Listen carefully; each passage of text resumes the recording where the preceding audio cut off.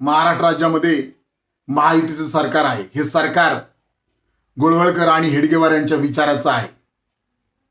महाराष्ट्र राज्यामध्ये रयतेचे राजे शिवाजी महाराज, संभाजीराजे, फुले शाहू आंबेडकर यांच्या विचाराचं सरकार नाही. हे ब्राह्मणवादी विचाराचं सरकार आहे.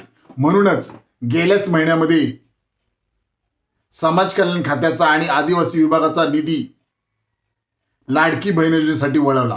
परंतु आत्ताच बातमी येत आहे की परत एकदा आदिवासी विभागाचा निधी लाडकी बहीण योजनेसाठी वळवलेला आहे.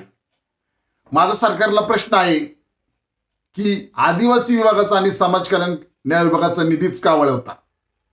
यातून स्पष्ट दिसून येत आहे की तुम्हाला दलित आणि आदिवासी समाजाबद्दल राग आहे, तुमचा विरोध आहे. त्यामुळे तुम्ही दलित आणि आदिवासी विरोधी आहातच हे तर जनतेला आता माहीतच झालेलं आहे.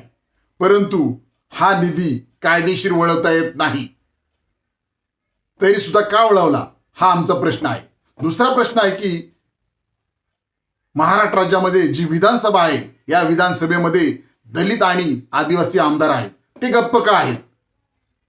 आणि या आमदारांना माझा प्रश्न आहे, जर तुम्हाला हा निधी थांबवता येत नसेल तर या खात्याकडे, आदिवासी आणि समाज कल्याण न्याय खात्याकडे तुम्हाला लक्ष देता येत नसेल तर तुम्ही तात्काळ आमदारकीचा राजीनामा द्यावा.